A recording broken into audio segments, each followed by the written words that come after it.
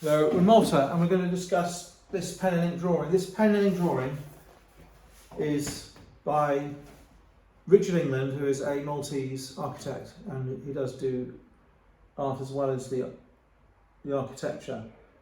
And he, in my opinion, took this sort of design, having seen the Malta Suites by Julian Trevelyan, who in the 50s or 60s, I can't remember which, started to portray Malta in a very 20th century manner, and he would tackle taking these views, these prospects of urban Malta, these citadels, the fortifications, and would portray them in a similar manner, not the same manner.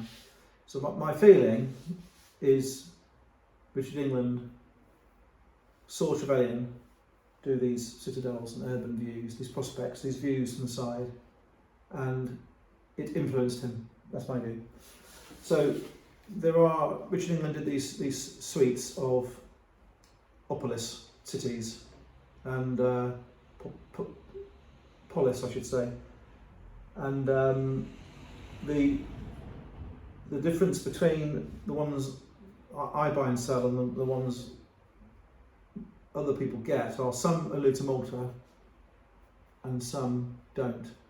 This is obviously Malta, and the ones I don't particularly want are the ones that could be a cityscape anywhere.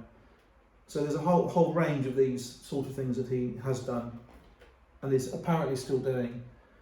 The age of this one, I don't know. It could be 2000, it could be a little bit earlier.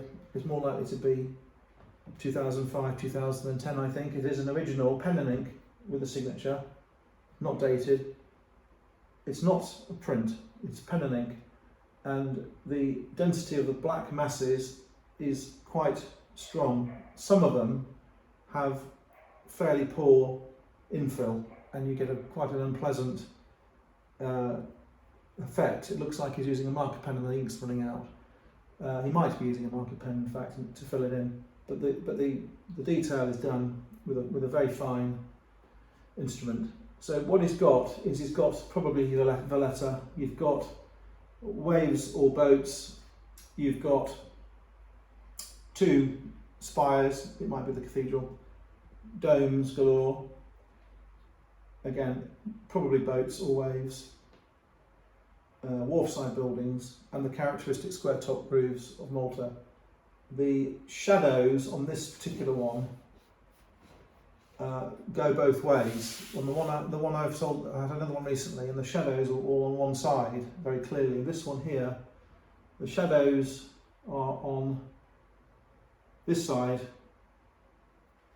matching where the sun's coming from, and on this side the other way around. So the shadows here aren't quite in the right place. Of course, with the sun up behind it, they'll be on the front, but if you sort of mean, the shadows here on the right hand side of the building, on this side, the shadows are in a different place.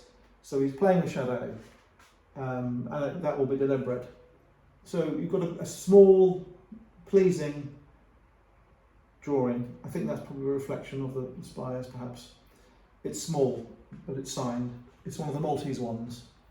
And these have risen very quickly, very fast in the last few years, and they've reached a new sort of price level. I can't see them becoming unpopular. I think they're very interesting items, and there's no reason for an artist to take some inspiration from other artists. I think that's a normal thing and a good thing. It's in a modern frame, which is adequate and doesn't really need reframing. This is an Ashar for sale, and it's €1,400 to anyone who wants to have a go at it. Thank you.